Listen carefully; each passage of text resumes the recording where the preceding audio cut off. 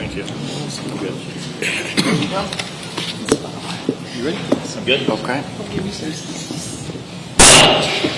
The committee will come to order. Without objection, the chair is authorized to declare a recess of the committee at any time.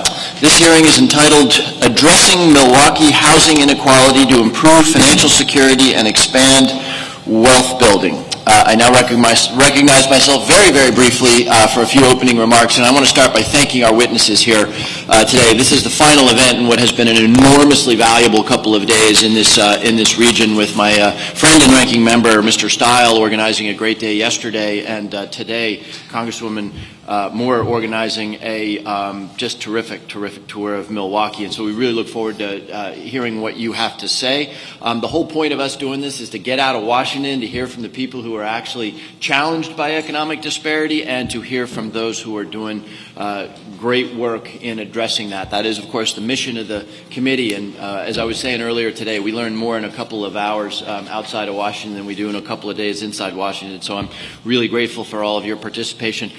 Since this is the last formal event we're going to do, I want to offer a big thanks to the committee staff, majority and minority. These things are tough to organize, and you guys have done a great job. I want to thank Ms. Moore's staff, who was fully engaged in all of this and really showed us a terrific time, and Mr. Stiles' staff as well. These things are hard to organize, and we've all had just a terrific time. And then very briefly, housing is deeply personal to me. Before I came to Congress, I was at Enterprise Community Partners working on the revitalization of challenged neighborhoods, primarily in the New York area. And while addressing economic disparity is about a lot of things, education, nutrition, health, I think housing is that foundation upon which people have the opportunity to begin to climb the economic ladder. And so I'm very excited about today's hearing. We are here to listen, not to speak, so I'm going to bring my remarks to a close there. And with the consent of the ranking member, the chair would like to recognize the gentlewoman from Wisconsin, Ms. Moore, who represents Milwaukee, for 5 minutes for her opening statement. Thank you so much for yielding, Mr. Chairman, and thank you, Mr. Ranking Member, for your indulgence. I just want to thank my colleagues for taking time out from their district responsibilities to come and join me here in Milwaukee and bring the Select Committee on Economic Disparity to my district, which encompasses the great city of Milwaukee, which I affectionately call the Milky Way. For all the many virtues of Wisconsin and Milwaukee, as the birthplace of kindergarten, Earth Day, the labor movement, the first state to pass the voting rights for women, first place to challenge the fugitive slave law, it has also had an unfortunate past with redlining and housing discrimination, which has earned it the moniker of Selma of the North. That legacy remains, as Milwaukee was the subject of a wrenching book about poverty and housing by Howard University author Matthew Desmond called Evicted. What he said in that book, because Milwaukee is also a place that has the highest incarceration rate among African American men. They say that in Milwaukee, the men get locked up and the women get locked out. That is why I'm so excited about this hearing. It's a chance to think about solutions. Certainly, not all aspects of this experience are unique. The affordable housing crisis is widespread across our nation. So why Milwaukee? That said, many facets of the housing situation are indeed unique. Having been influenced by continued endemic racial segregation and the slow but near total decline of manufacturing in a city that was once referred to as the machine shop of the world. In Milwaukee, since its peak in 1963, manufacturing employment has declined by over 77%, hemorrhaging an astounding 77,000 manufacturing jobs between 1970 and 2000. In 1979, nearly 1 in 4 workers in the Milwaukee metropolitan area belonged to a union, but this is no longer the case. Now, union membership accounts for just about 6% of our workforce. True, Milwaukee's economy has changed dramatically over the decades. The city has successfully reinvented itself, for example, with its position as a global water hub.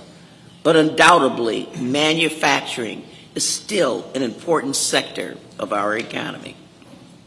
But the transition has been hard on too many workers, and especially painful for the Black community that had thrived during the industrial age when there were less barriers to high-paying union manufacturing jobs.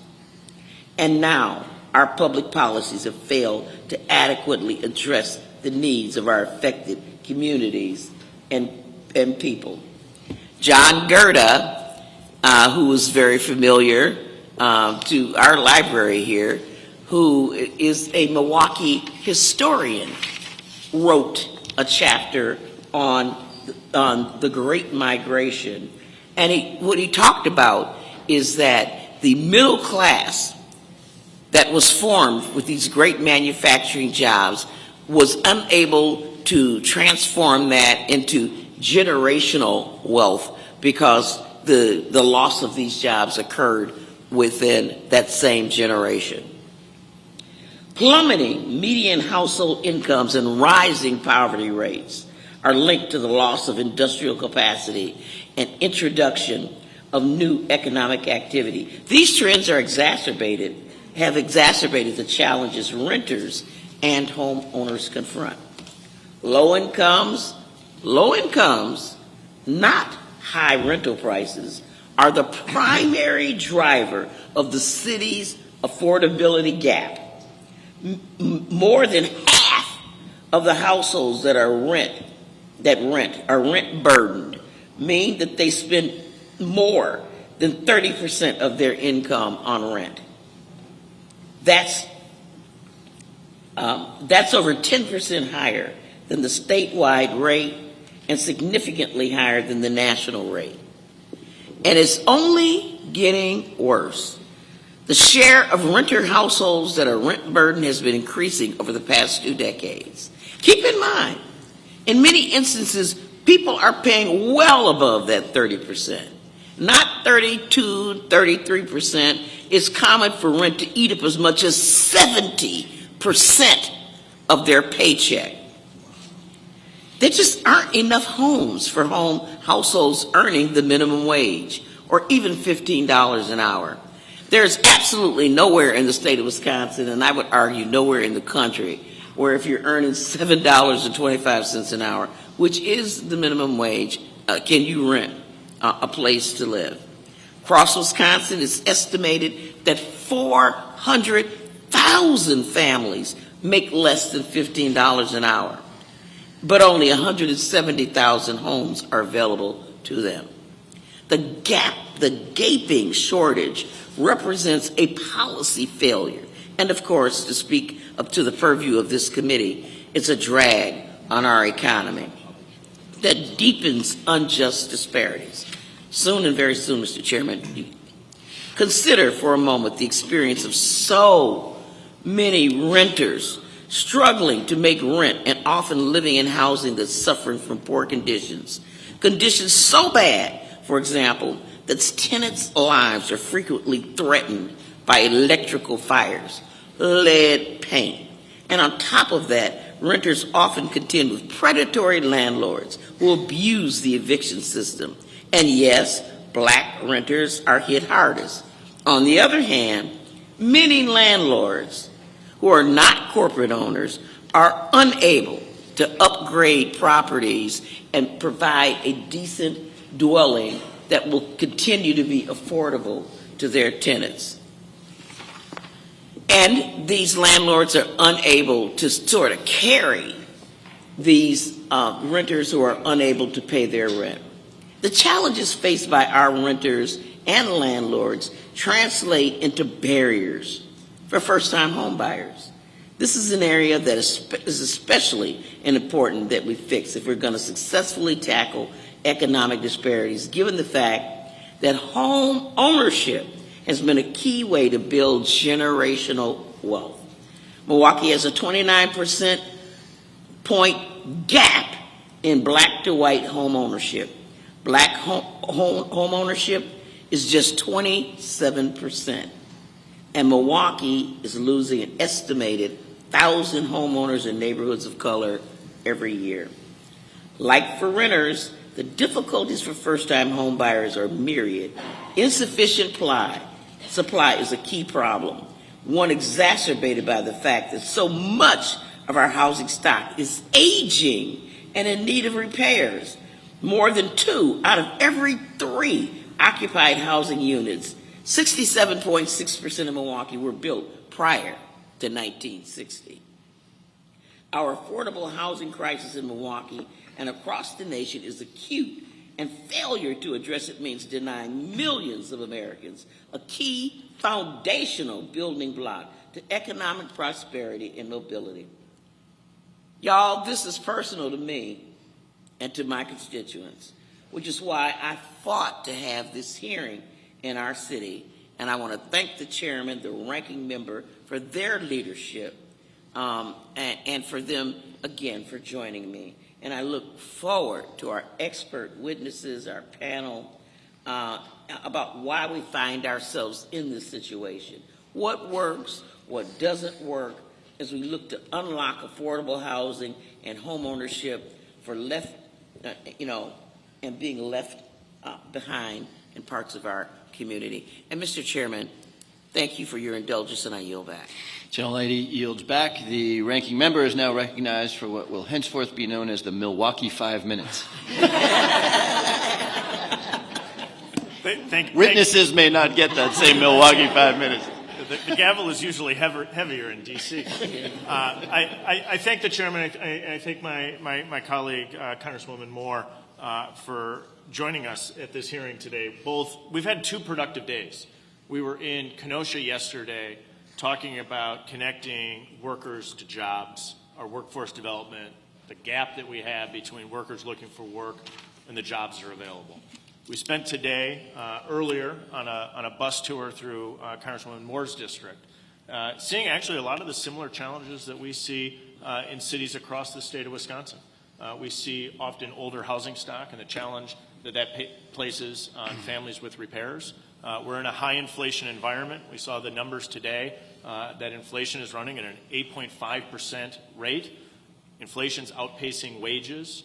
Rents increases are outpacing wages, putting additional pressure on families, in particular low-income workers who are struggling to get by every single day. And I think having this conversation outside of Washington, D.C. is really important. Far too often Congress doesn't work, and I think one of the reasons Congress doesn't work is that Congress doesn't listen to the American people. And so we on this committee, although sometimes we will viscerally disagree on policy, I think we've shown that we can disagree without being disagreeable. And my grandma celebrated her 98th birthday yesterday, as I told my colleagues, and she would always say you have 2 ears and 1 mouth, use them in that proportion. And I think today's hearing is another example of Congress working to do that on this committee. As I said, we were in Kenosha yesterday, in Milwaukee today, and I think there's a lot of parallels in some of these challenges. As we were on the bus tour on the 30th Street corridor, we saw where legacy manufacturing facilities have left the urban center of Milwaukee. Yesterday, we were in Kenosha, where a Chrysler plant in the downtown urban center of Kenosha left that area of the city. And it places an additional burden on those that live in those neighborhoods about how do they get to work and how do we get work to people who are living in some of these neighborhoods where large employers have left. I think that's one of the challenges that we face across the country right now, is we see a gap between people looking for work and the jobs that are available. Yesterday we addressed it from a workforce perspective. I think today we can address it in particular from a housing perspective. We saw firsthand the stains that racist policies have placed on our community and the impact that has. But I think we also have an opportunity today to be forward-looking. What are the policies that we can put in place today to move ourselves forward so that everyone has a chance to be successful and live out the American dream? We heard today on some of the investments being made in some of the more challenged neighborhoods in Milwaukee, the impact that opportunity zones have, where we can get partnerships between the federal government leveraging our tax incentives with the private sector. I think that's important for us to hear from firsthand. I think there's a discussion that we can have about the role that school choice can play to make sure that everyone has an opportunity to choose a school that's best for their child to be successful, regardless of the zip code that they live in. I think that's an absolutely essential policy for us to focus in and discuss on. And so I'm looking forward to today's hearing. I really appreciate that the chairman has agreed to come to Wisconsin. We've traveled around the country. I think these case studies are so important and so critical because it gives us an opportunity to truly dive in, listen to the American people, take these ideas back to Washington to implement policies that will actually benefit all Americans. And so I look forward to today's hearing, Mr. Chairman, and I yield back. Gentleman yields. I thank the ranking member. Before we come to our witnesses, let me, as chairman of the committee, we have not yet offered a big thank you to the Milwaukee Public Library for hosting us today. Thank you very much for doing that. I heard Ms. Moore tell a story about how this was a safe place where she could come when she was growing up. I've got stories like that too, of just entire universes being opened to me after school by public libraries. So thank you for what you do. And right before we turn to our witnesses, I will ask for unanimous consent to play a very brief video.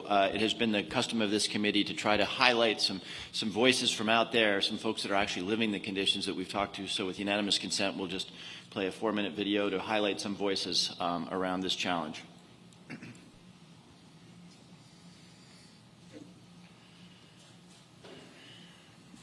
The homeownership process is really overwhelming, and being the first homeowner in my family, I really didn't know where to start. I worked really hard in 2019 to pay off my debt and save money in order to be credit worthy to buy a home. And Axe Housing, which is a local nonprofit in Milwaukee, assisted me in this process. My cell phone rang, and it was Tony, who was my home buying counselor at Axe Housing. And Tony said, "You're mortgage ready." And I just started crying because I just felt, as a Black person, as a queer person, I was like, this is it. Having that security of knowing, like, I have a place to stay, I have a place to sleep tonight, can really alleviate a lot of burdens for a lot of people. And I think specifically in Milwaukee, there's just been a complete crisis since redlining and civil rights, where Black and brown folks especially have not had the same access to housing opportunities. Like, I'm paying less for my mortgage than I was paying for rent. And that makes me happy. And I'm like paying myself, right? Like, I'm investing in myself in this process with like powerhouses like Congresswoman Moore. Our city is like on the verge of change. I think it's critical that the congressional delegation is coming to Milwaukee. I think to actually see these things in person, to come to a city and look at a home that's like distressed, like run down, and then to come maybe even to my house and you see all the work that has been put in, all the love that has been put into this project. There's nothing like it. There's no words that I can say that can showcase that. Why I'm here is because I haven't given up on myself, and I do dream big. As an individual, you have to understand that dreams are possible. You just have to find the right resources and the right support systems around you to achieve them. When you look at the academic achievement gap and the work that needs to be done in urban communities, and amongst Black and brown children, I think when you find the right school for your child, where your child can be their true authentic selves and just thrive academically, it's a huge win for a family or for a parent. Currently, just in the Racine and also the Milwaukee region, there's not many choices. You can either participate in the choice program, or you can just participate in your local unified school district. And the thing with unified is that you don't always have the capability or the opportunity to send your child to the choice unified school that you want to send them to, right? It may just be that school around the corner from your house, which may not be the best school for your child. Just the family, coming into our school saying, hey, I don't know what else to do. I've been at every school, it's not working, and then we step out on faith with the family and we give the child another chance. And that child just begins to come in and just thrives from our culture, from our academics, and they continue to grow and grow and grow. Okay, thank you again. Now we welcome the testimony of our distinguished witnesses. First, we will hear from Dr. Ann Bonds, who's an assistant professor at the University of Wisconsin at Milwaukee. Next, we have Mr. John Johnson, research fellow in the Lubar Center for Public Policy Research and Civic Education at the Marquette University School of Law. Next, we have Ms. Sakuri Fears, senior program officer at LISC Milwaukee. And then we will hear from Ms. Trina Bond, Executive Director of Housing Resources, Inc. And lastly, we have Mr. Sean Leering, President and CEO at Lummen Schools. Witnesses are reminded that their oral testimony will be limited to 5 minutes, and that's not the Milwaukee 5 minutes. You should be able to see a timer in front of you that will indicate how much time you have left. I would ask that you be mindful of the timer when the timer reaches 0 to quickly wrap up your testimony so that we can be respectful of both the other witnesses and the committee members' time. Without objection, your written statement will be made part of the record. Dr. Bonds, you're now recognized for 5 minutes for an oral summary of your testimony. Good afternoon, Chairman Himes, Ranking Member Stile, and Congresswoman Moore. Thank you for the opportunity to provide testimony today. My name is Ann Bonds. I'm an Associate Professor of Geography and Urban Studies at the University of Wisconsin-Milwaukee. And my comments today draw from my collaborative research on the role of racially restrictive housing covenants in shaping patterns of urban development and racial segregation in Milwaukee. We convene today in a city consistently ranked as the most racially segregated in the country and a metropolitan area with the lowest rate of Black suburbanization in the nation. The Great Recession devastated Milwaukee's predominantly Black neighborhoods, ushering in wave after wave of foreclosure. Some 54 years after Milwaukee's historic open housing marches, renewed attention to residential segregation highlights how little has changed since the 1960s. These dynamics are not incidental, but rather reflect the enduring legacy of racism and racial exclusion in housing. In the early 20th century, racial covenants prohibiting non-white people from buying or occupying property were used throughout U.S. cities for segregationist purposes. By 1928, half of all homes owned by white people in the United States were covenanted. Though racial covenants often included language identifying a range of racial, ethnic, and religious groups, they especially targeted Black Americans as they moved to cities in the Northeast, Midwest, and West during the Great Migration. Racial covenants informed and reinforced exclusionary zoning, redlining, and federal subsidies for housing and suburban development predicated on the exclusion of people of color. The first racial covenant introduced in Milwaukee County was in 1919, racially restricting the Washington Highlands subdivision in Wauwatosa. Racial covenants were filed throughout the county in the 1920s and 1930s, alongside the development of new subdivisions, including in Milwaukee and in neighboring suburbs like Shorewood, Cudahy, Whitefish Bay, West Allis, and West Milwaukee. They appeared in the 1940s and even in the 1950s in new developments in Greenfield, Greendale, Glendale, and Fox Point. By the 1940s, local NAACP attorney George Brawley found that approximately 90% of the subdivisions that had been platted in Milwaukee after 1910 contained some kind of restrictive covenant. Though racial covenants have been illegal for 50 years and unenforceable for over 70, they remain embedded in property deeds and their consequences live on. They are reflected in Milwaukee's highly segregated landscape and their metropolitan region's racial structure. Black Milwaukeeans and other people of color were confined to highly segregated neighborhoods, made so by design, and they were denied access to the wealth associated with suburban home ownership. Today, Milwaukee has the second lowest rate of Black home ownership among the nation's largest metropolitan areas. 27% of Black households own their own homes, compared to 56% of white households and 38% of Hispanic households. With this testimony, I emphasize 2 points. One, racial covenants and other discriminatory housing policies and practices continue to inform racial wealth gaps and racial segregation in U.S. cities.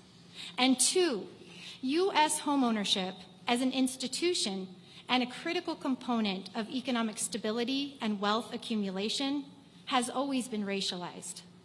Congress should therefore specifically target and invest resources in non-white communities that were denied equal access to housing, lending, and the kinds of subsidies and federal supports that built the white middle class. Congress should also strengthen rental protections to support the housing insecure, while also expanding fair lending and housing practices to broaden access to home ownership. We need nothing more than a national reckoning about racial exclusion in housing, emphasizing that access to housing is central for thriving communities and for our collective well-being. Finally, it is critical for researchers to have access to local property records to study how racial covenants continue to impact residential property valuation and racial gaps in housing. Thank you very much. Thank you, Dr. Bonds. Mr. Johnson, you're now recognized for 5 minutes. Chairman Hines, Ranking Member Steele, Representative Moore, thanks for inviting me to be part of this important conversation today. The Great Recession literally decimated homeownership across Milwaukee. As prices plummeted, new kinds of investors, often with no connection to the city, swarmed to purchase the glut of single-family homes and duplexes on the market. They recognized that Milwaukee's combination of low property values and comparatively high rents made investment here especially profitable. At first, these investors were mostly wealthy individuals, but they've recently been joined by large private equity-backed investors. The new entrants typically file evictions more often than local landlords, and they also hinder would-be homeowners by buying and selling properties in bulk. Houses are fairly cheap in Milwaukee. Even during the hot housing market of 2021, the typical single-family home bought by a landlord cost less than $80,000. Prior to the Great Recession, about 4 in 5 Milwaukee homes were owner-occupied, falling to below 70% today. The declines were steepest in majority Black neighborhoods, where owner occupancy fell 17 points. Across the city, well over 10,000 homes changed hands from an owner-occupier to a landlord during Milwaukee's long housing crisis. The residents of these now rented single-family homes and duplexes tend to be Black or Latino families with children. The landlords buying these properties were not in the main from Milwaukee. In 2005, about 64% of rented houses were owned by a Milwaukee landlord. Today, fewer than half are. Simultaneously, out-of-state investors tripled their market share from 5% to 16%. In some parts of the country, private equity firms used the foreclosure crisis to create a new business model of securitized single-family home rentals. But these companies focused on Sunbelt metros with growing populations and more recent housing stock. To the best of my knowledge, no private equity-backed companies entered Milwaukee's housing market during the early and mid-2010s.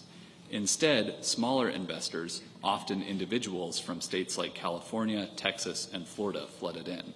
They understood that landlords could still make huge profits, especially if they sought out the poorest neighborhoods. Scholars in both sociology and finance have found that rents are most profitable where property values are lowest. Princeton sociologist Matt Desmond found that in low-poverty Milwaukee neighborhoods, it takes 10 years for rents to equal property values. In high-poverty neighborhoods, it takes just 4. After including a host of standard homeowner costs, we estimated that the typical renter of a $75,000 single-family home pays over $200 more per month than it would cost to own that very house. Beginning in the late 2010s, a trio of private equity-backed institutional investors entered the market. They are Highgrove Holdings, Vinebrook Homes, and SFR3, all of which focus on post-industrial metros across the Midwest. Collectively, these companies owned over 900 properties in Milwaukee at the end of 2021, up from about 150 in 2019. In theory, large landlords with deep financial backing might offer higher quality service to their tenants. In practice, we find that they tend to be worse for renters, at least on the key metric of eviction. Using court records from 2016 through 2019, we modeled eviction filing rates for each rental in the city. We found that evictions are rare outside poor neighborhoods, but within poor neighborhoods, evictions aren't strongly correlated with the degree of tenant poverty. Instead, the type of landlord is far more predictive of eviction filing rates. For instance, in a duplex with average demographic and property characteristics, our model predicted an annual eviction filing rate of 18 per 1,000 units for a small local landlord, 29 filings for a similarly sized out-of-state landlord, and well over 100 for large and private equity-backed landlords. Many renters could save money as homeowners, but large corporate landlords also hinder the ability of individuals to purchase homes. Large landlords are more likely to buy and sell properties in bulk rather than listing them on MLS. State transaction records indicate that the number of houses sold this way has increased by over 350% since 2017. The influx of new landlords threatens Milwaukee's long tradition of working-class homeownership. Future policy interventions should aim to protect both tenants and prospective homebuyers. Shoring up tenant protections could include right to counsel for renters facing eviction. Existing homebuyer assistance programs in Milwaukee would benefit from programs that keep houses on the retail market rather than falling into institutional investor portfolios from which they are unlikely to be recovered. Thank you. Thank you, Mr. Johnson. Ms. Fears, you're now recognized for 5 minutes. Thank you. Chairman Himes, Ranking Member Style, and members of the Select Committee, my name is Sakari Fears. I'm with the Milwaukee Office of the Local Initiative Support Corporation.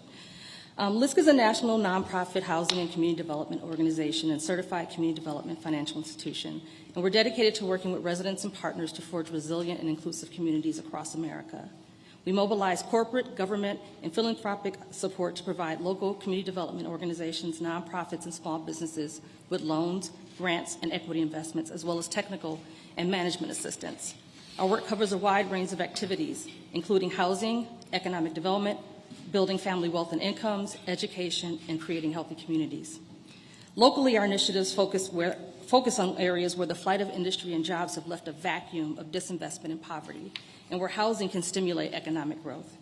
This holistic approach includes strategies to build wealth and equity for the communities we serve. Currently, we're developing a strategy to scale our impact on the development of affordable housing. We hope to increase the availability of pre-development support to emerging developers with the goal of increasing production of quality and affordable housing in Milwaukee's neighborhoods that are most in need of revitalization. LISC Milwaukee serves as the administrator of the highly regarded Associates in Commercial Real Estate program, also known as ACRE, which trains professionals in commercial real estate practice. Some of the nearly 300 ACRE graduates have undertaken real estate development projects after their training and need financing for their projects. As emerging developers, ACRE graduates often lack the personal assets needed to develop, need to finance early stage costs, what is often referred to as pre-development. LISC has developed a pre-development loan fund in Milwaukee to cover third-party pre-development costs such as design, consulting, building assessment, market studies, and holding costs. Pre-development costs are amongst the riskiest part of the capital stack as they come early in the development process. So right now, we're trying to establish real estate developers, established ones, typically use their personal wealth and equity investment from family and friends to finance these costs. But emerging developers typically have less personal wealth and lack access to such networks of wealthy investors. Federal investments can make a huge difference in scaling the impact of this type of fund. Projects will include affordable housing, affordable home ownership developments, and commercial corridor redevelopment projects in low-income communities. This type of flexible funding is not readily available in the private market and is particularly inaccessible to most emerging developers, including people of color. We know that there's a massive racial wealth gap in America, and it is particularly acute in Wisconsin. This is indeed why federal funding is needed for this type of fund, because the market does not provide the pre-development capital needed for emerging developers. In 2021, we made a $25,000 pre-development loan to 2 ACRE developers who partnered on a project that was seeking competitive tax credits. The private market would not invest at this stage in the project, but we believed in the project. This project recently received tax credits, which they will sell to raise equity and repay the pre-development loan. This development represents an $8 million investment and will produce 30 housing units, 17 rehabilitated and 13 new construction, of which 25 will be affordable and 5 will be market rate. This pre-development venture loan fund is an extension of the highly regarded ACRE program, and it has broad support from our educational partners, industry, and community. Our educational partners are Marquette University, Milwaukee School of Engineering, and UW-Milwaukee, particularly the School of Architecture and Urban Planning. And our industry partners include real estate developer Barry Mandel, who has donated over $200,000 to the ACRE program over time, and has specifically called for the creation of this type of additional funding tool as this venture capital fund to seed projects by emerging developers who have completed the ACRE program. LISC has leveraged numerous federal programs and funding streams to deploy direct capital and other supports to low-income, low-wealth, and underserved communities. Our ultimate goal is to ensure that everyone, regardless of zip code, is able to join the economic mainstream. Given our role, we have a unique perspective on barriers, obstacles, and opportunities to equitably connect communities to resources and promote policy solutions that are both responsive to local needs and can voice demands that advance racial and economic justice. Current housing needs are daunting, especially in Milwaukee, but they do provide an opportunity to push forward housing programs that are proven to meet those needs. LISC will continue to advocate for robust federal funding for housing resources and work with our local partners to ensure housing can be built. Without an adequate housing resource, our nation will not be able to dismantle the systemic barriers to racial equity.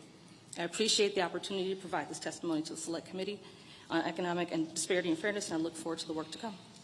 Thank you, Ms. Fears. Ms. Bond, you're now recognized for 5 minutes. Good afternoon, and thank you for inviting me to participate in today's hearing.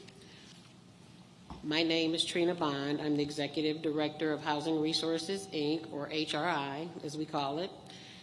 HRI is a nonprofit organization, a HUD-approved NeighborWorks affiliate founded in 1991.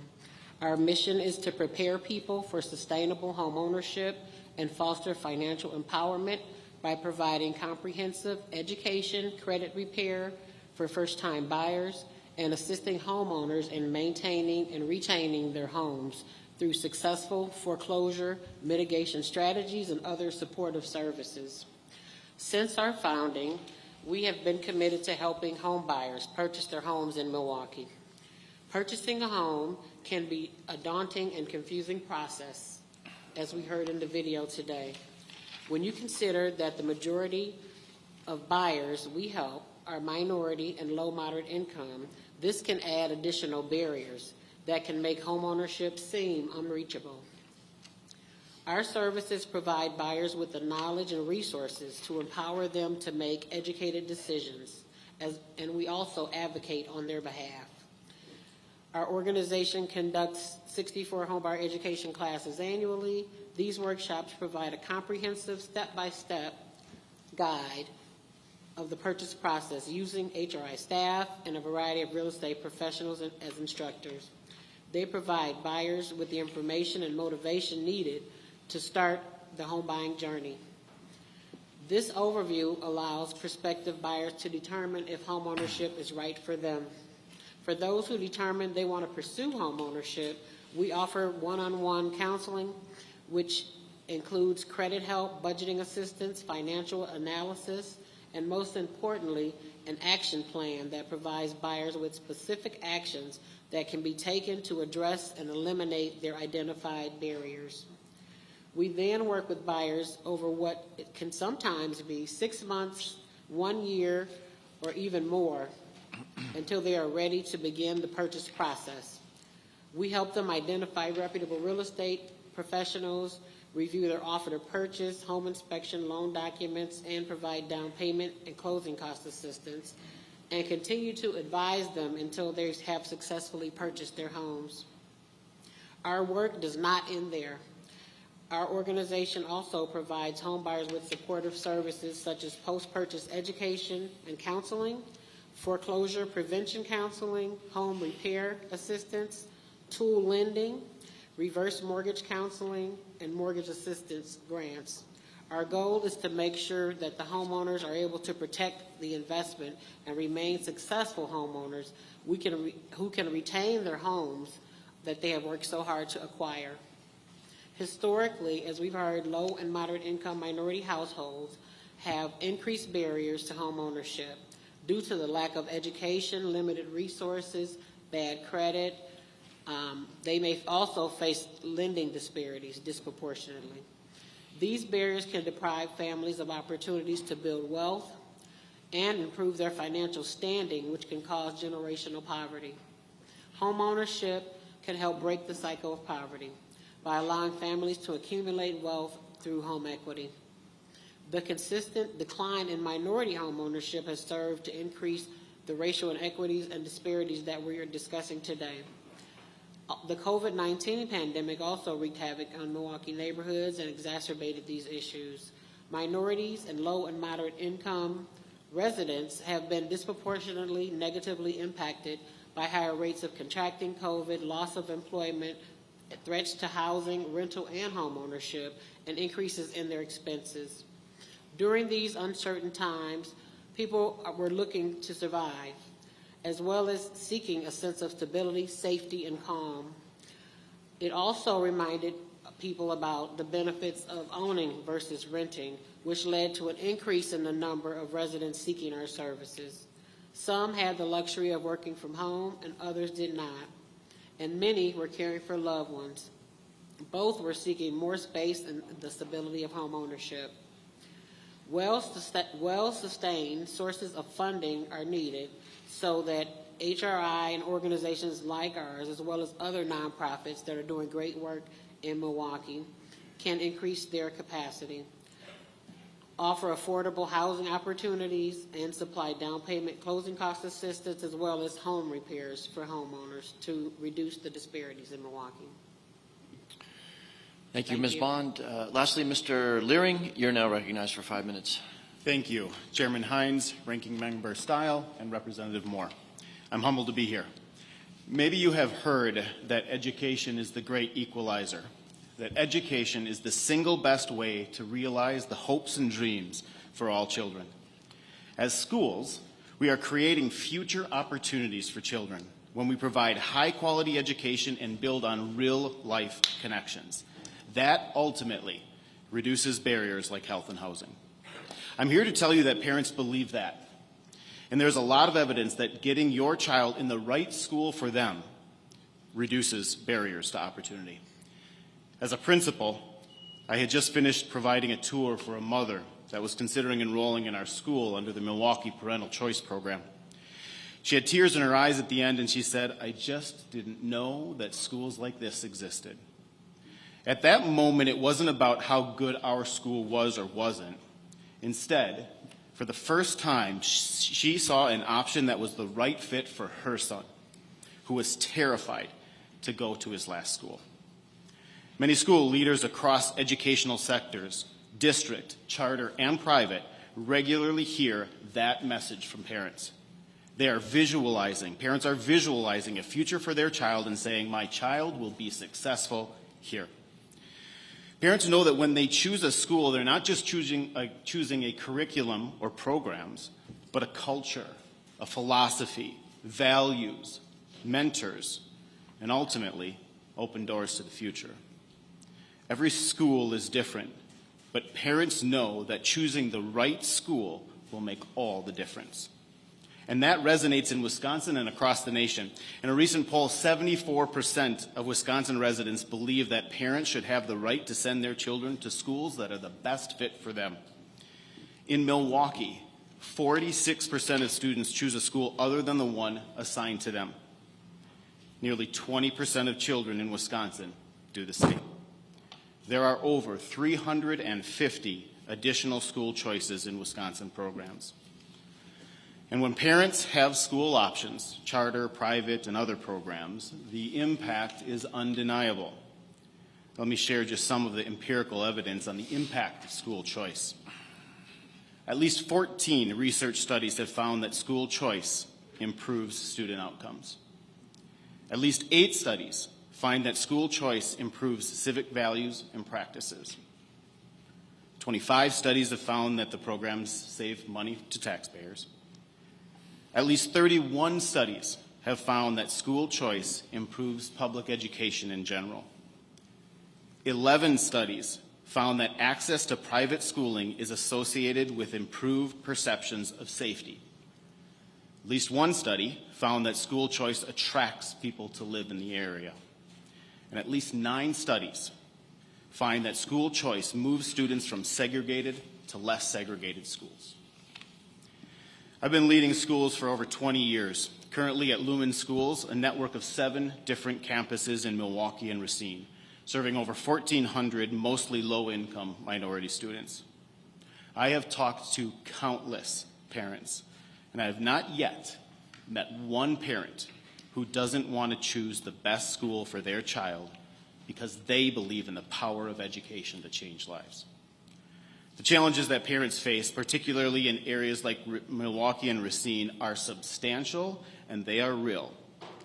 Many great schools help to address those current barriers directly and partner with organizations like the ones you've heard from.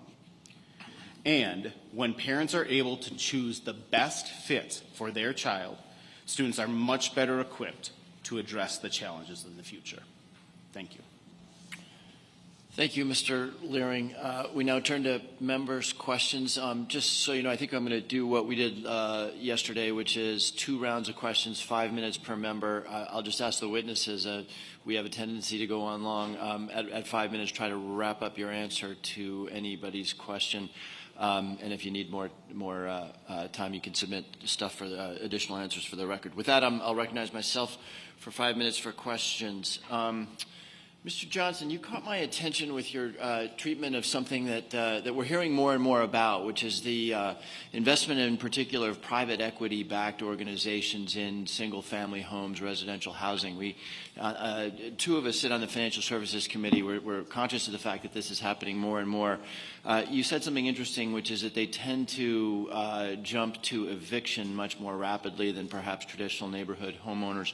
Can you expand on that and give us the sort of plus or minuses around things like investment in the properties that they acquire, a sense of belonging to the community? How should we think about this relatively new syndrome? It's a good question. We can imagine, theoretically, that a larger company would be able to achieve economies of scale and things like that. That would potentially make them offer higher quality service.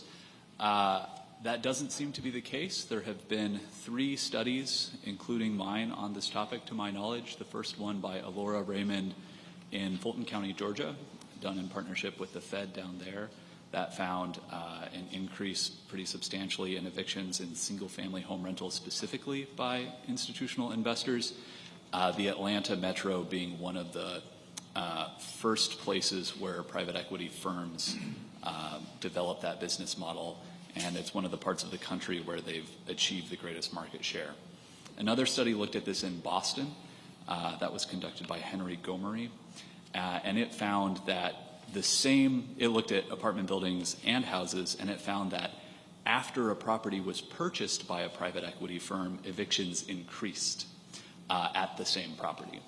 And so presumably the tenants were the same, but the practices of these larger companies focus on maximizing profit in a way that ends up being worse for tenants compared to landlords who are smaller and who are located in that community. Okay, thank you.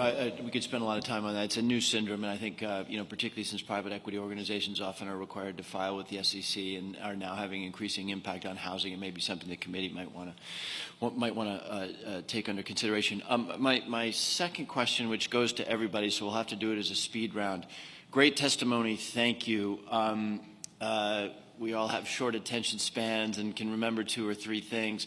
We were a little light on identifying exactly those federal programs where we work that are actually assisting the mission here. What should we take away? Let me just go from left and right. What should we take away as those programs that are really working well in this community? And if you want to offer up programs that are not working well, that's helpful for us to know as well. I think Recognizing that housing has always been racialized, and targeting responses with that in mind is very important. And I think targeting investments to people that have been historically excluded from subsidies and benefits should be a focus. Supporting the kinds of programs outlined today on this panel by my fellow panelists, for example, at LISC and also with Housing Inc. These are some ideas of getting funds directly to those communities that have been underserved historically. So, Dr. Barnes, let me ask you to one more level of specificity. Are we talking about empowerment zones, opportunity zones? What specifically do you have in mind? I think all of those things: empowerment zones, creating opportunities for business owners, investing in home ownership training and access for individuals, providing pathways for developers as well to support low-income housing and affordable housing in communities that have lacked access to these in the past. Thank you. Ms. Johnson, specific programs that you see working well? I'm very worried about the package deals of landlord-owned properties preventing homeowners from having even a chance to put in an offer. We have really great home buyer assistance programs in the city that you've heard from today that are trying to scale up and serve more and more people.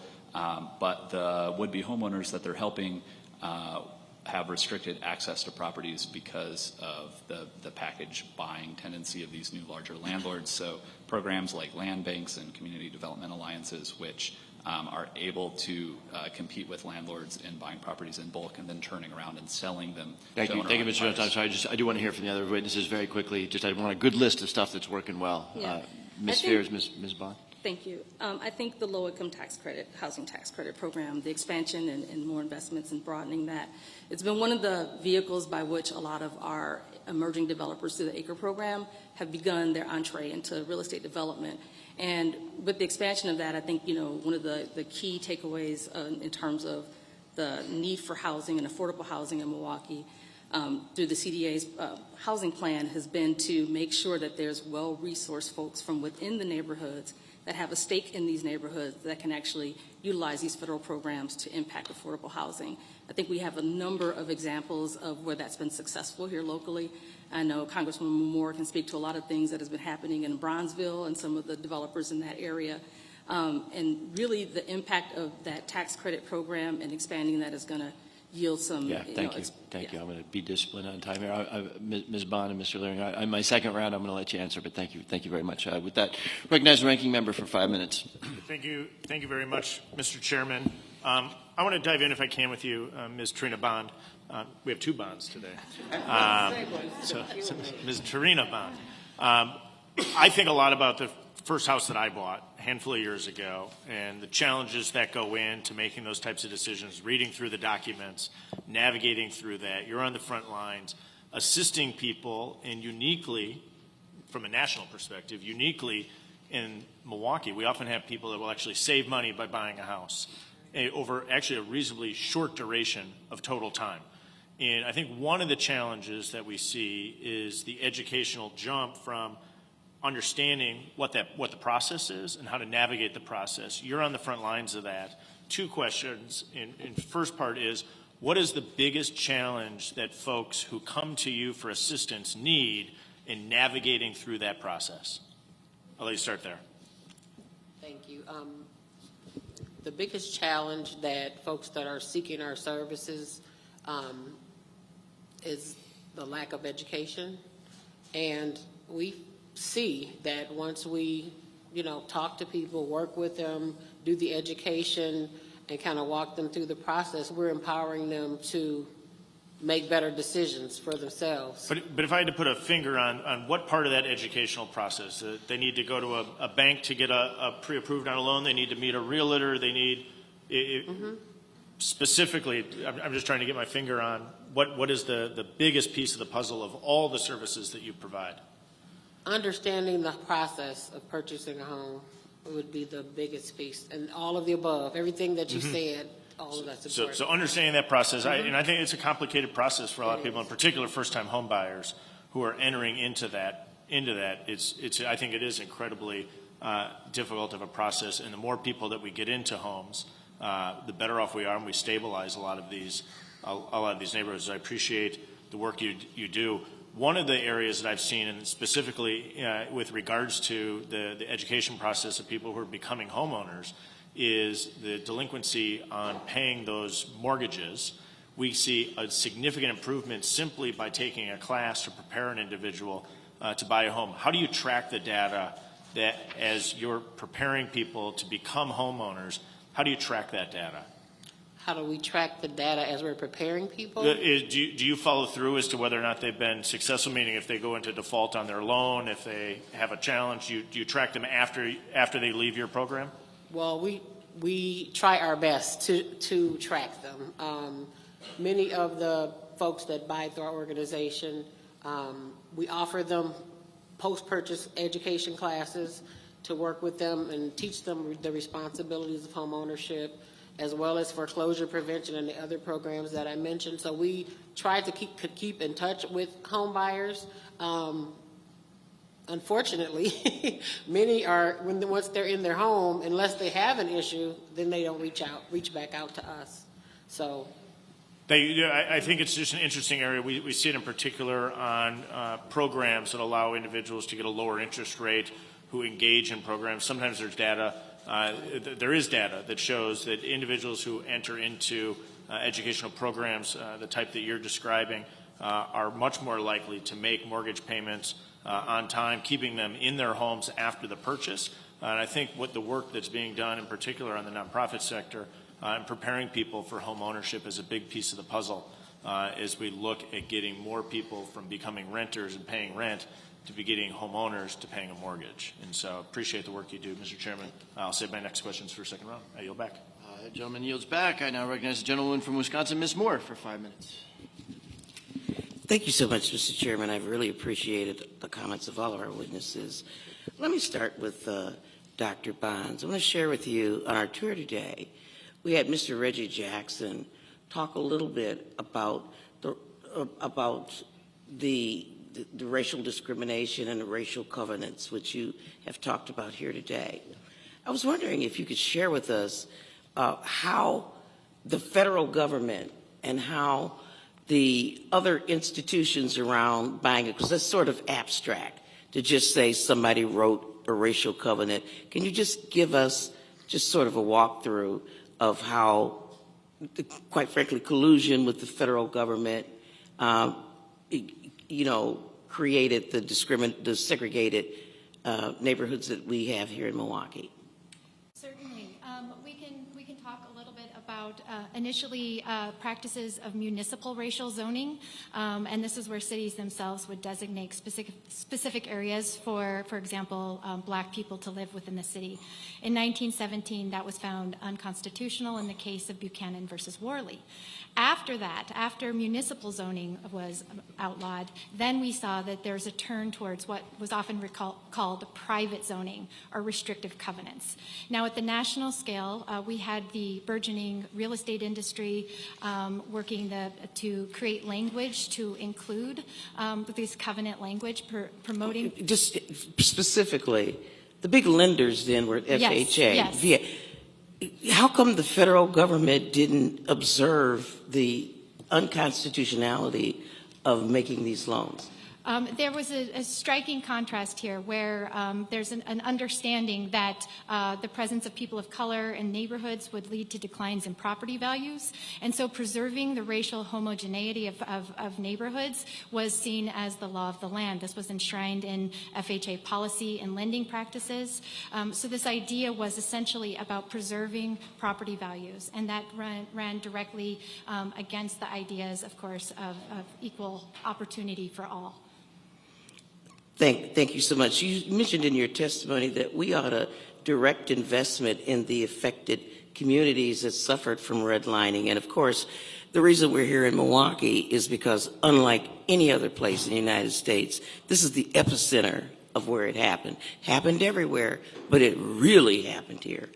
What do you say to people who say that that's kind of reverse discrimination to target resources to help black people in particular? Once again, as we've heard throughout the testimony today, homeownership is the central way that average Americans build wealth, and people of color have been systematically denied the opportunities that were afforded to the white working and middle class. And so this is simply a way to give people the opportunity that they were denied in past generations. Thank you. I think I want to ask Ms. Fears a question. I think it's Ms. Fears, regarding what products do you have for this older housing? We heard a lot about private corporations, investors putting leaflets indoors and buying up properties every single day. But those properties are not underwritable for the people who live in them. So what products does LISC have? Well, I mean, it to really help is. repair these buildings without turning them over to investors? I mean, there's a lot of considerations that we make when looking at the type of products that are available in every market. LISC really has been at the forefront of multifamily and commercial development, and I think one of the things that the ACRE program has done really well here in Milwaukee is to help kind of inform a different practice in terms of the product availability for this market. So it's something that's... Got you. You said multifamily. I just want to acknowledge the president of the acting executive director of WEDA, Wisconsin Housing Economic Development Authority, Kim Blocky. And we're puzzling over how to do this, because part of the reason that these properties are being turned over is because people are living in houses 100 years old, and they, even if they have a good income, good credit, the loan to value will not support them individually getting a loan. How do we fill this gap? We're looking for a product for that. I'm over my time. I yield back. Okay. Oh, I had 9 more seconds? What's the price? I need my time. What products would you propose? So we're actually working on that right now. A lot of it is really predicated on, some of the challenges that you have with underwriting these types of deals, these scattered site, single family type of projects. And so what we've done, we've done some investments, previously using the Light Tech product where there were scattered site projects in Milwaukee, and there have been several. But right now we're looking at some other ways and building out other products with credit enhancements to make exactly these types of investments in these neighborhoods. And I would be happy to share more information on what we're doing with that with you. It's pretty complicated. I'd be happy to share some details on that with you at a later time. Holding you to that. I will. Okay. So we'll do one other round of 5 minutes questions for it. And then I'll announce this before we gavel out, but we have a couple of community members, I think, who wanted the opportunity to ask some questions of us and of our witnesses, too. So that'll be informal, but we'll do that right after we finish up this round. With that, I'll recognize myself for my second 5 minutes.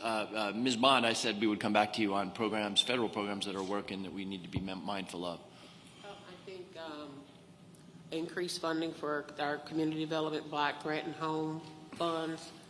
And direct, I think a few people said here, direct support to the organizations that is flexible, that is actually doing the work on the ground. Thank you. Mr. Leering, I know you're more in education than housing, but anything you want to add to that? Absolutely. Specifically education, the federal title programs are great opportunities for us, and they are complicated and sometimes inflexible. Specifically adding resources towards mental health that is accessible to private schools specifically is something that would benefit us and benefit many schools.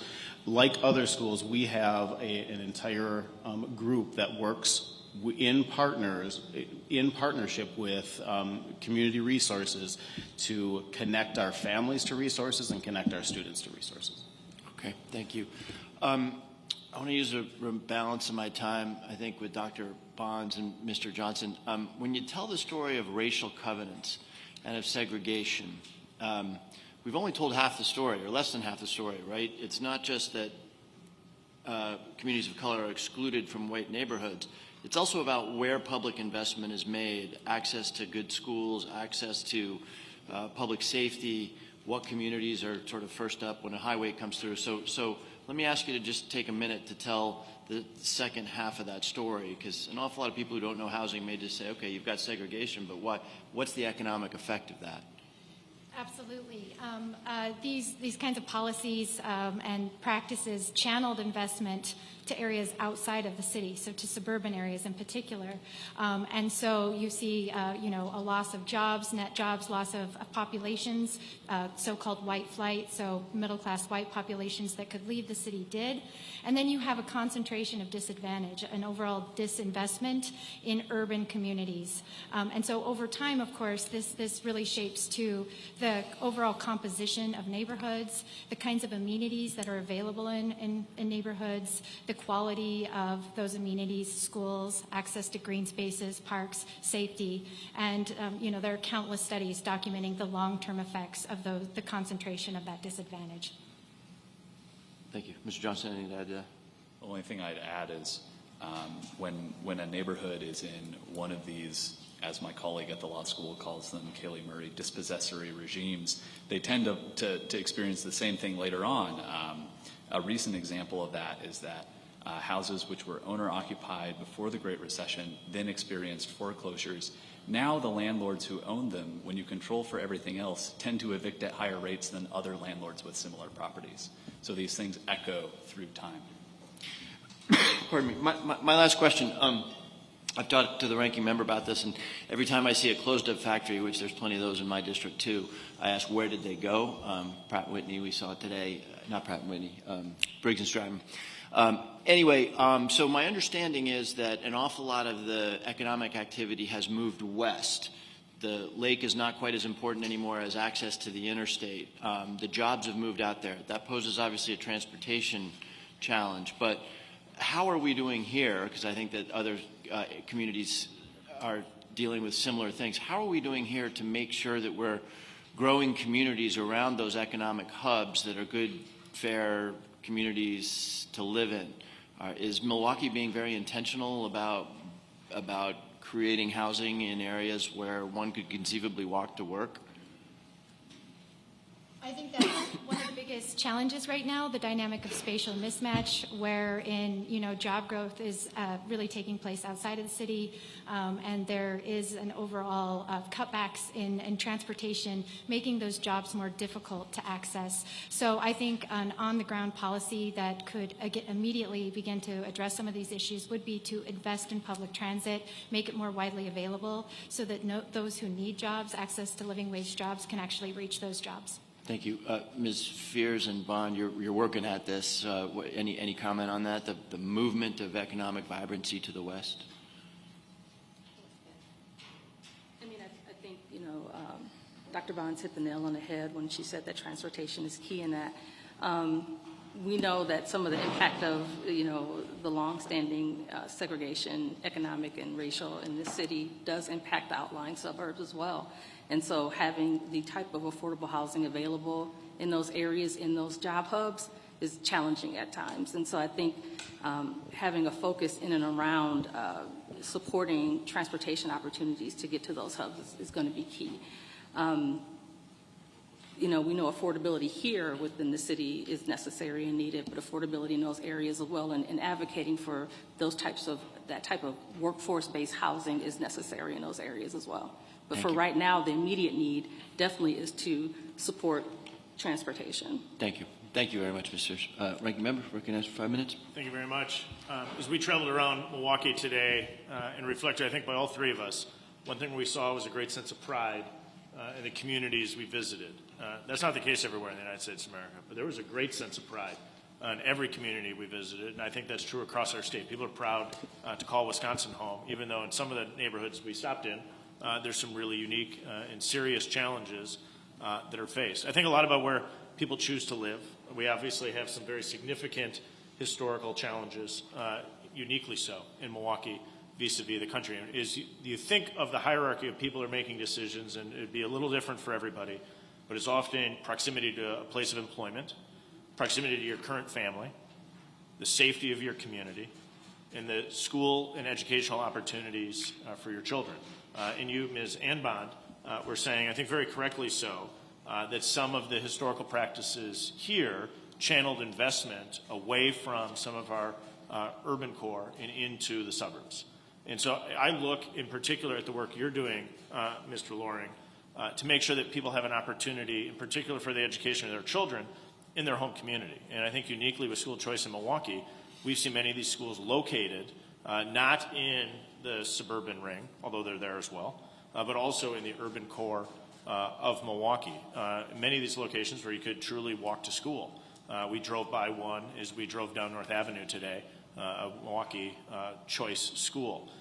As you think of the locations of your schools, are they predominantly located in the suburban ring or in the urban core of the cities?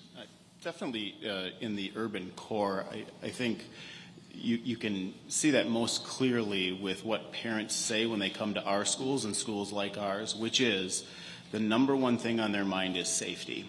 Not just safety from violence, although that is a piece of it, but safe to be to truly be educated, safe to share their opinions and actually learn. And specifically, one of our campuses is one of the most violent areas of Milwaukee, and our parents say, I feel most comfortable in your school. And it's not about, and I want to make clear, it's not about our particular school, it's about a parent's opportunity to choose where they feel and they are safe. And that's number one in the minds and hearts of parents.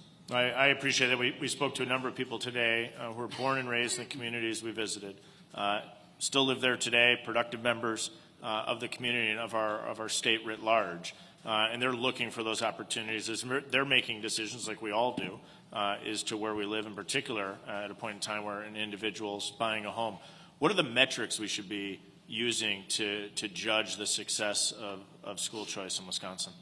Yeah, I think there are plenty of metrics that are correlated to success later on in life, and that's graduation from high school, and that's the ability to have choices in schools. We talked about some of those before, just the opportunity to have choice. So the graduation rates specifically are poor in areas like Milwaukee. If you graduate from high school, you are much more likely to be successful and be able to live out the dreams and hopes that you have. So that's specifically one of the things that we should focus on. Thank you very much. Just as I wrap up, Mr. Chairman, I'd just like to say thank you for coming again to Wisconsin, to the city of Milwaukee yesterday, to Kenosha, as we really address some of the challenges that we uniquely face here. I think it was a productive meeting and visit, and appreciate you holding today's hearing in Wisconsin. I yield back. Thank you, gentlemen. Yield back. Ms. Moore for 5 minutes. Thank you so much, Mr. Chairman and Mr. Ranking Member. I want to go back to the topic of housing and talk about the gap in values of the property and the ability to rehab that. And we have one proposal that is in front of Congress right now called the Neighborhood Home Act, which provides monies to fill that gap, but it goes to the investors. The benefit goes to an investor. So we're incentivizing these investors to come buy up these properties with this tax credit, with this type of legislation. We want the same kind of thing for homeowners. So I'm wondering, of the ideas that are out there, housing trust fund, that could provide something.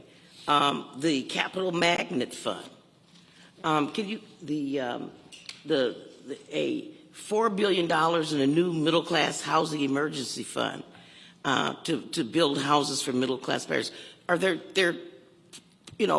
programs specifically that we can talk about to fill the gap so that a homeowner occupant doesn't see development occurring all around them or forced out of their home because they literally cannot repair the roof, the foundation, cannot get rid of the lead of their homes, and they can't rent it out, they can't stay there, but they can't afford to have it repaired.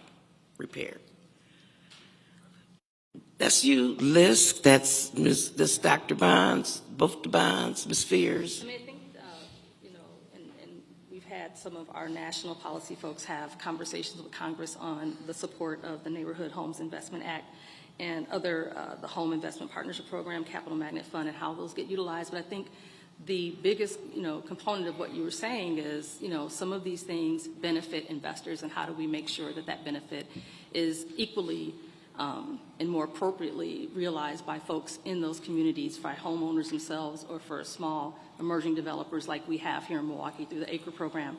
And I think having some of the ability to have those resources be flexible on the local level and responsive on the local level, state and municipal, would be a helpful way to ensure that once those resources are delivered, they are delivered in a way that's going to help benefit the folks in the communities that they serve. We once had a model that worked real well here in Milwaukee when we had nonprofit organizations, community-based organizations buy the property, rehab it, and get deep subsidies for it, taking kind of the investor profit piece out of it. And then basically almost doing literally a turnkey almost for homeowners. Is that a model that is under consideration? Yes, it absolutely is. We're working with a number of, LISC overall is a CDFI, provides capital, but one of the things we also do really well, and we work with a number of folks that are represented in this room, is to help build the capacity of those organizations to undertake that type of actual programming. We've worked with VIA, who's been really successful in their turnkey program. On the south side, some of the work that they're doing to advance and support that work in other neighborhoods like Lindsay Heights with partnerships like Walnut Way is definitely something that we're supporting. We've actually we've invested about $50,000 of seed funding into the Milwaukee Land Trust. And so that is a mechanism to make sure that there's an opportunity to support affordability from the community side, where there's community ownership and opportunity that can be sustained over time. And so could investors contribute to the land trust and some sort of mechanism be set up so that the benefit would flow through that instead of them taking title to a property? That I would have to get you some more information. We're going to have to sit down. We're going to have to sit down. There's a lot of things LISC is doing locally in partnership. I'm really excited. Because Kim Plotky has kind of put me in charge Wonderful. of coming up with a plan. Well, I have followed up with Kim Plotky and some of the things that we're actually under development with WIDA currently utilizing, again, that emerging developers programs that we support. But I say all that to say this, the delivery system is going to be as important to making sure that the affordable housing that is developed in Milwaukee is going to be equally beneficial to the people that live in that community. And so supporting developers of color in the city is a big part of that as well. And supporting community-based organizations that do housing or have some interest in housing development in terms of their overall community development planning is important as well. And those are both spaces where LISC is sitting right now to help support that. My time has expired. Thank you. Gentlelady's time has expired. I'd like to thank our witnesses. That brings us to the end of 2 rounds of questions. And I'd like to thank you for your testimony today. Without objection, all members will have 10 legislative days within which to submit extraneous materials to the chair for inclusion in the record. I remind members that written questions and materials for the record should be submitted to the email address provided to your offices. Before I adjourn, I'd like to note that this is a little unusual, but we're going to create a 15 to 20 minute period or so for some of the community members that have been invited here today to pose questions to the members that are up here or to our witnesses. I'll keep a light touch on the gavel for that. I would just ask our audience members who have an interest, tell us who you'd like to have answer that question and try to be as brief and as civil as possible.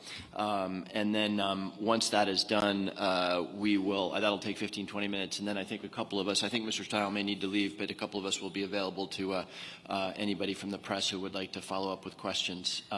Is your plane to Janesville leaving soon, sir? All right. Is there a plane to Janesville? There is not. And the Q&A, just for the benefit of the audience and everybody who's here, the Q&A will continue to be live streamed for those watching at home. With that, this hearing is adjourned. And let's move into the informal Q&A, which can be a little less formal, but I know there were a couple of members of the community that had questions. Anybody want to raise their hand and kick us off here? We're going to line up over here just to make it a little bit easier. So if you have questions, just come up behind here and down below.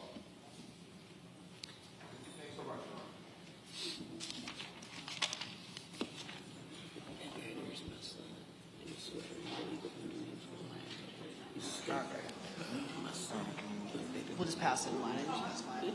Pass it back to the person. Sure, will do. Thank you very much. Nice. Hello. Go ahead, man. Sure, thank you. Hi, my name is Abby. I'm from Legal Action of Wisconsin. Legal Action is the state's largest high-quality law firm providing free legal services to low-income Wisconsinites. We provide services on a range of issues, including housing, especially foreclosure prevention and eviction defense. Resources for eviction defense have been life-changing for our clients.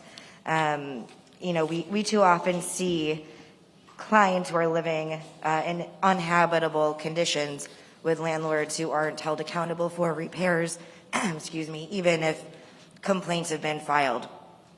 So the question is for the panel, we're wondering whether, without taking away resources for eviction defense, if there's any consideration given to resources for community education around tenants' rights, some of which we try to engage in, but there's not a lot of resources out there for us to do that in a larger effort. Thank you. Thank you. Tenants' rights. Okay, that sounds like a Gwenmore question. Every time I see legal action show up at a public hearing, I get upset because I know there's somebody out there who's not getting service because of the dearth of resources that you all have to take care of so many poor people. And I just want to take this time to thank you for what you did.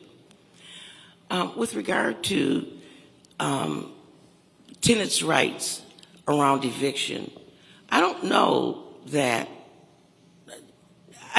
what our state law is currently, so such that there is some sort of balance around tenants' rights and the landlord's rights. I know that when the pandemic hit, current sheriff said that he had 4,000 evictions on his desk ready to be executed right then and right there, that they were holding off on. And I don't know, I'm not avoiding your question, but I don't know what eviction protections are available when people just don't have the money to pay the rent. You guys can drag it out, and maybe you can. Maybe Mr. Johnson, he's associated with the law school. Yeah, come on, Mr. Johnson, help me. Non-lawyer. Okay. I think also for resources around not just for education around eviction defense and rights, but more so for rights around what you can do in the situation of living in uninhabitable housing, that you can file a complaint, how you can follow up, that there's retaliation protection, that you can withhold some of your rent, but not all of your rent, because we see that a lot too with clients who withhold all of their rent when the water heater isn't working and they think, well, this is crazy. I'm not going to pay rent this month. Nobody's fixing this water heater. And it's cold showers every day for a month.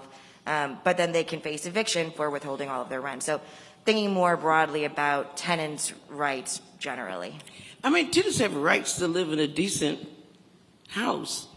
And at the risk of sounding corporate here, I feel sorry for some of the landlords, because how can they fix the house up and make it decent without raising the rent? In Milwaukee, we have reasonable market rate rents. I was sharing with my colleagues, I went and made a little speech in Oakland, California, and talked about the $700 a month rent, and they almost started a riot. Where is this $700 a month apartment? Everybody wanted it. And so I'm not evading your question, but I hope that what happens in this hearing is that, this report that we're going to deliver, the Select Committee really uncovers the real mismatch between people's wages and the cost of housing and rent, and just the need for major subsidies. I just don't feel sorry for anybody who's getting evicted, just won't pay the rent. But we're not talking about that right now. I don't feel sorry for landlords who just buy a property and let it run into the ground because they want to milk it for every dime. But I do feel sorry for landlords who are stuck with a market that won't bear the cost of, I mean, how do you recover the cost of replacing that $1,200 water heater?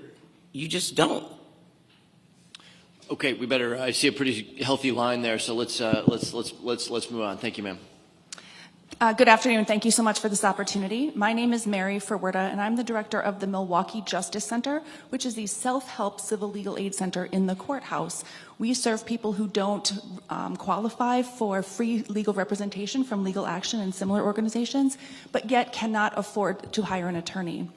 My question is very similar to my colleagues from Legal Action, and I'm wondering if there's an opportunity for you to consider funding for eviction prevention programs, tenants' rights education and other things, but also like mediation opportunities where landlords and tenants can talk with each other prior to an eviction being filed, because as we have heard, evictions are such a negative affect on the ability to own a home. We have some really wonderful programs in Milwaukee, and I think that those could benefit from additional funding and from expansion. Funding from the State Justice Department? Federal government. Federal Justice Department. Could you, since these questions are related to each other, my understanding, thinking on my own state, each state funds legal services broadly defined in slightly different ways, often in conjunction with the bar and that sort of thing. I think in my own state we use certain unclaimed funds and that kind of thing. I wonder, since none of us are really experts on this issue, could you maybe get together and submit for us, for the committee, how Wisconsin is doing it and also what we might learn at the federal level to be helpful here? I'd be happy to do that. Thank you. Yeah, that would be great. Thank you. Mm-hmm.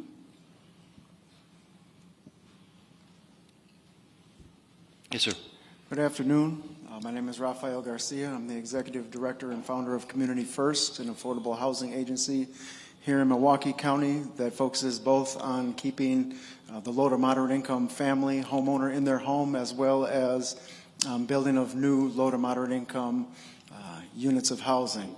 My question for the ranking member and the chair is, funding for federal housing programs is subject to the annual appropriations process and its related issues, including arbitrarily discretionary spending limits set under the Budget Control Act.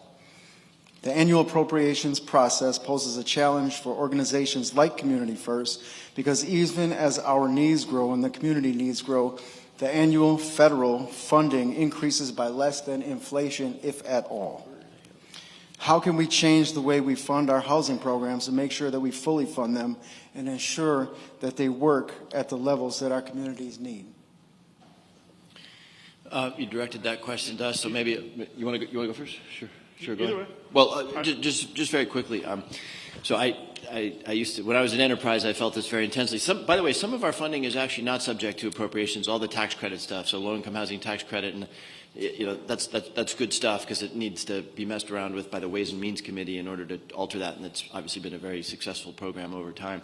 But you're absolutely right with respect to the traditional funding streams for our housing authorities and an awful lot of the other appropriated funds.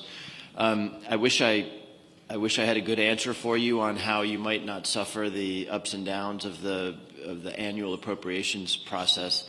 I don't, because it's always going to be subject to negotiation inside the Congress, just the way every other federal budget is. But I do think it's really valuable for you to continue to advocate, in particular on our committee. Mr. Stile and I both sit on financial services, so we have jurisdiction over non-tax credit housing, HUD programs, that sort of thing. It's really important that the community tell us this is not just about what you can do this year, because housing, of course, takes years to build, particularly larger projects and that sort of thing. And so we need to do a better job.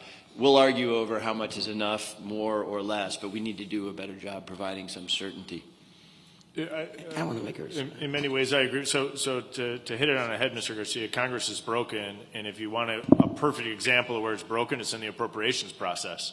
And the challenges that you see on the housing front are the same challenges we see on the national defense front, where we can't get a spending bill through Congress on time and any stroke of the imagination. I give you a 5-hour answer on this, but if you shrink it down, the whole budget process in the United States government needs to be redone.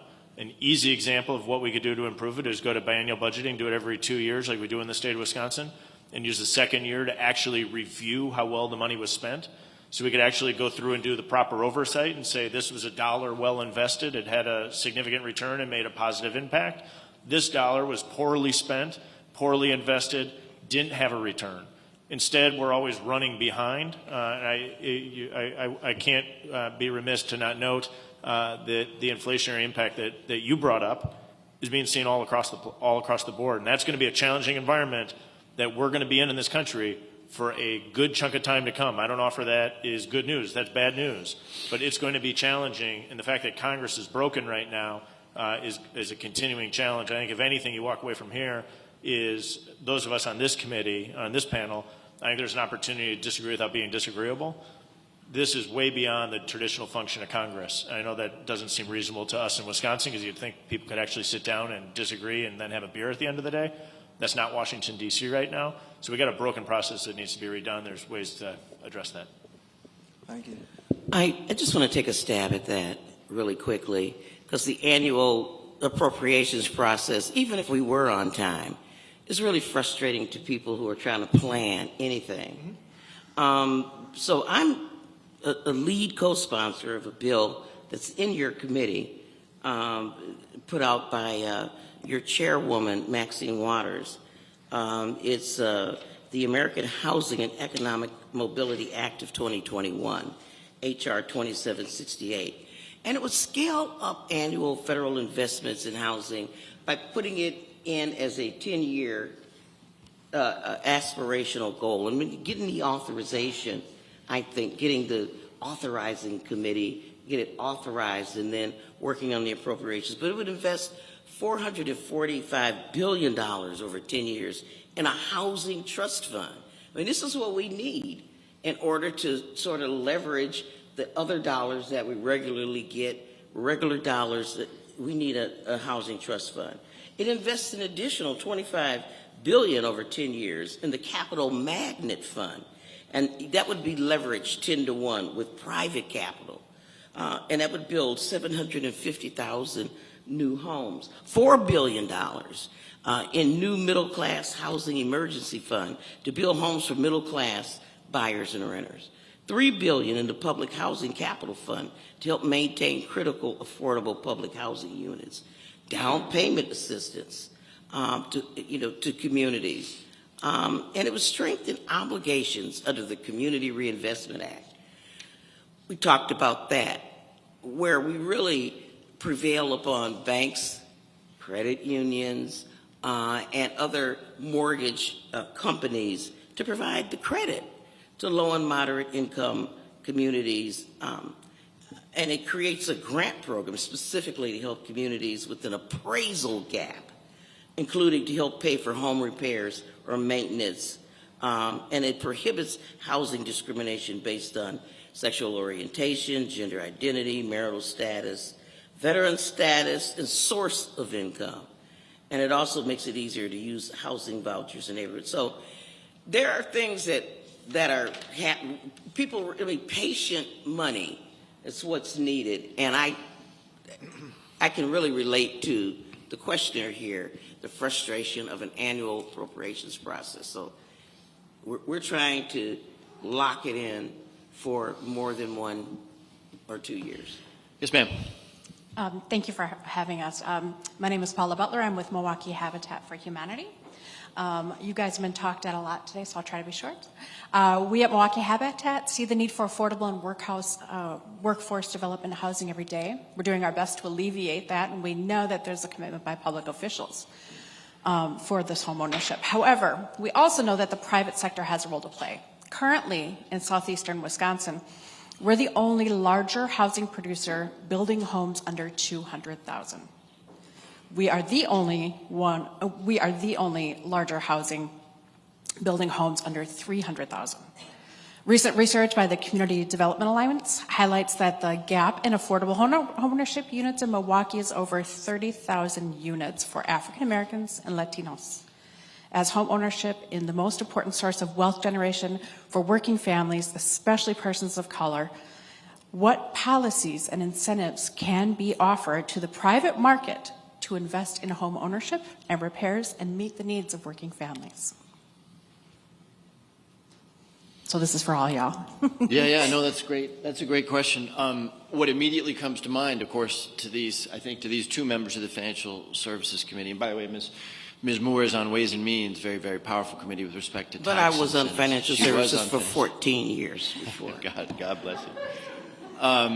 You know, what immediately comes to mind is CRA, and it's interesting. It came up a whole bunch in these last 2 days, and I need to unpack it a little bit. That you've got lots of financial players out there extending mortgages that are not subject to CRA, credit unions, other entities. So I do think that there is an appetite for CRA reform, driven by that and driven by the fact that the banking industry is looking very, very different than it used to. Now, you know, it used to be purely geographic. Now it's online, right? So I think there's a real hunger in the Congress to modernize.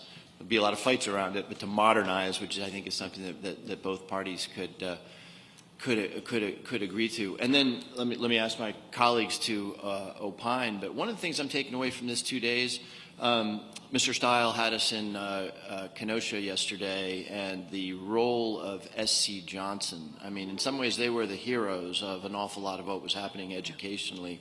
And then we heard last night at dinner a lot about the remarkable work that Northwestern Mutual is doing. And I'm really intrigued by, you know, particularly in the political realm. You know, Ms. Moore sort of said this, you know, particularly on the left, right, beat up on those corporations. But we got to really unpack what the private sector is doing, celebrate those who are doing that kind of thing, and maybe incentivize or push those who are not.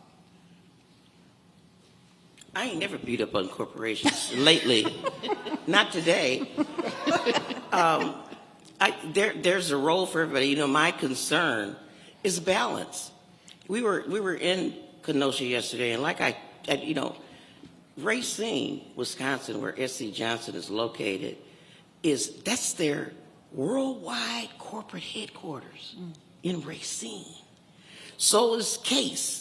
That makes tractors. Bell City, which closed up. I mean, people migrated to Racine and Milwaukee because we had corporate headquarters here.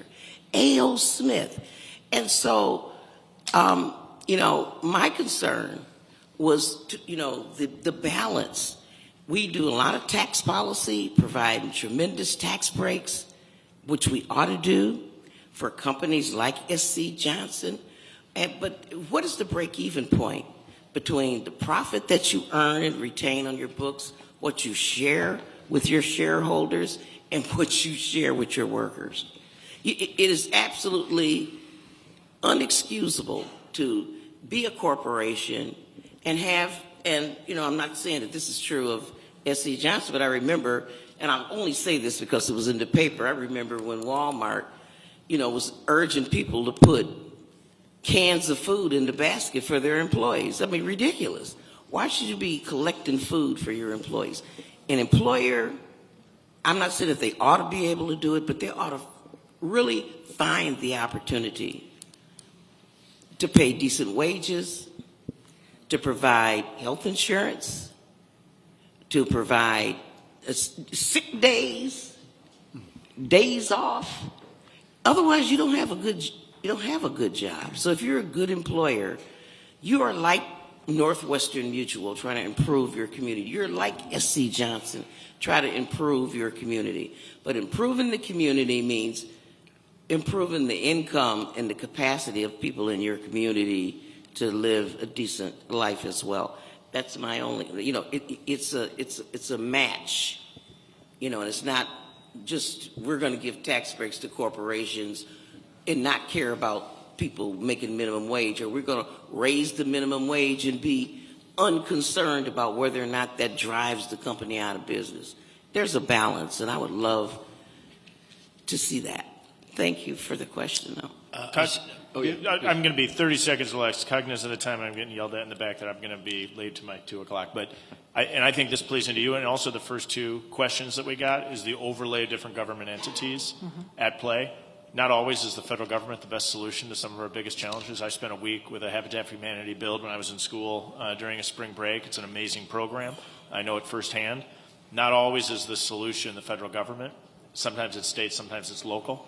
And I think I just offer that as a broader comment that's one of the struggles we face in this system that we have. Okay, especially since we're losing our ranking member, I think we'll try to wind up with these 3 questions, and we'll try to be fairly brief in the answers. Good afternoon, Chairman Himes, Ranking Member Mr. Dahl, and Representative Moore. My question is about... Who are you? Oh, I'm State Representative Supreme Moore Makunde of the 17th Assembly District. Thank you, Representative Moore. My question is about displacement as a result of development. You have these communities who have been long time underserved, and then all of a sudden they become attractive for development, and then you have this influx and injection of millions of dollars in like a 6 to 8 block radius, i.e. Fiserv Forum downtown in the city of Milwaukee, and then fingers start to get pointed at people who are living in public housing, HUD-funded housing, where they say, we're paying market rate, what about those people over there? And then you start to see rents increase in HUD housing, and then it's like, well, leave your unit so we can redo the HVAC system and then get on a list to see if you can get back. How do we make sure that we are not displacing folks as a result of all this development happening and it becoming desirable areas where formerly the money was not there? And I'm wondering, especially when you have federal funds coming into places in certain types of housing. Thank you. Any of our panelists want to respond? Displacement. I mean, I can speak a little bit about some of the work that's been happening in Milwaukee. Bring the mic and turn your mic on. I think it's on. Okay. With the development of an anti-displacement fund, a partnership with GMC and several foundations here locally have funded that to help to abate some of the rising cost of taxes in those neighborhoods surrounding the Fiserv Forum, specifically Halyard Park and portions of Harambe. And I think figuring out, like you were saying before, how do we layer in some of these opportunities? Obviously we can't offset taxes using levy dollars, but how can the city work and partner with the philanthropic community, community-based organizations, and other folks to identify these needs and to create a response? And I think in Milwaukee specifically, we've been successful with that. Now, as it relates to public housing and some of the challenges that have been happening with displacement in that arena, I think that's a lens that we need to start gathering some information around, because there is a threat to some of these opportunities close to where there's been high investment and development, particularly around Milwaukee, around downtown Milwaukee. And there's some conversations that need to be had. But in terms of homeowners and folks in those areas, there has been a fund that's been developed. I think it's a great model to look at, where we see these other neighborhoods under threat, that we can actually do something as well to have that type of response. Well, as you know, in the state, we have the uniformity clause, which says that you can only tax property, you have to tax property uniformly. And so therefore, one of the challenges that you have is that you might have, an 85-year-old woman who's lived in a house, and that house is appreciated because she never moved from over here in the River West or Harambe area, and she can't pay the property taxes. We can't excuse her under our state law or reduce her tax burden based on her age. So I have to require a constitutional amendment.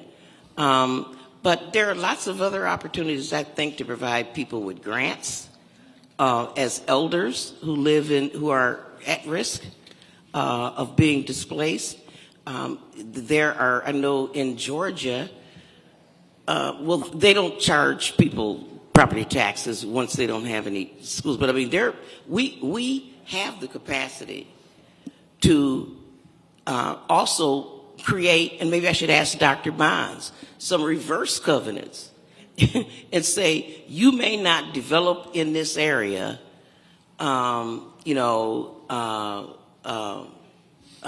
unless you provide an opportunity, first, rights of refusal to the owners who are there. You can't just bring in investors. If we've targeted an area, all of the opportunity zone money or federal money must, in fact, go toward maintaining the character of the neighborhood. Ms. Bond, you have a thought? Dr. Bonds. Ms. Bond, Dr. Bonds. Right. Either way, yeah, I mean, I just fully support what you just said, that some kind of way of maintaining or ensuring that long-term residents aren't displaced by providing kind of first right of refusal to properties. I also think that, you know, rent stabilization and rent caps are important, especially in areas where there's significant investment and transition. We should maybe go to our last question here, because I know we're going to wrap up. Last but not least. Good afternoon, and thank you so much for the opportunity to be here today. My name is Marisha Harris, and I serve as the Executive Director of the Dominican Center. We are a nonprofit organization located in Milwaukee's Amani neighborhood in the 53206 zip code. And our mission is to work with residents and partners to build a better future. The Amani neighborhood was once a thriving place where residents were employed and owned their homes. And when Milwaukee's manufacturing and industrial fortune waned, that jobs left that area, and that started the decline of the neighborhood. Then you layer that with the housing crisis of 2008, and that neighborhood, our neighborhood further distressed. So fast forward to today, the median income in the Amani neighborhood is a little more than $19,000 annually. What that means is that 55% of the residents who live there are in poverty. So as part of our revitalization efforts, we're working diligently to improve the housing stock in Amani. And in our experience, it has been extremely difficult to access federal dollars that are available to address critical home repairs. The paperwork is extremely daunting, and there are a lot of rules and regulations that disqualify residents. And again, we're speaking about residents who need this assistance the most. So just a couple of examples to illustrate the issue. We had a property there in our neighborhood that was initially disqualified for assistance because the assessed property value is low. So we're talking about a neighborhood with a lot of blight, and this property could not access federal funding because the assessed value was too low. We have a number of homes that also don't qualify because they received assistance from the government decades ago. So they don't qualify because they can't get a second service. And residents are living in the homes, and we're talking about safety issues. We're talking about critical repairs. So my question is there more that the federal government can do to help residents who can't afford these major repairs to bring their homes up to code and to make sure that their homes are safe and livable? And is it possible to make existing programs easier to access so that those funds are being directly invested in the neighborhoods that need it the most? Well, that's what I've been talking about the entire time I've been up here. You know, that part of the solution is building new housing, new multifamily housing. But the reality is that we have some housing that really needs repair.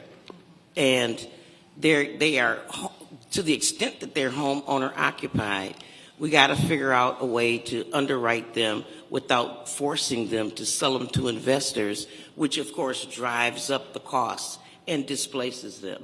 So this is a product, you know, and I hope that my colleagues are listening. I know that my colleague from the first district says that the federal government is not always the answer, but the states and local government depend on federal dollars. They have budgets that they must balance each year, and their major source of income, like when we replace these lead pipes, that money comes from Clean Drinking Water Fund, you know, Safe Drinking Water Fund. It comes from federal sources. There's no federal government backing out of solving what is not just a Milwaukee problem, but a national problem. No community, like Mr. Winston told us on the tour today, in order for us to get rid of the lead laterals, not the lead pipes that go into the house, but the ones on the street, it would take 70 years at the current funding level to do that. That's including with federal funds. So without the federal government as a player, that is absolutely impossible to do. So you're right on point. There needs to be a federal solution for this. I agree with my colleague from Janesville that not all communities are alike. The cost of fixing up a brownstone in Brooklyn is going to be way different than repairing one here in Milwaukee. And so we need to figure it out and keep our eye on the prize, and that is keeping stable neighborhoods. Thank you for your question. Thank you. Any closing thoughts? No, Okay. covered it well. All right. Well, thank you. Thank you. I guess we've reached the end of our Q&A. I really thank you. Thank you, the patience of our witnesses, and I really appreciate the participation. And we're already adjourned, but thank you, everybody, for being here.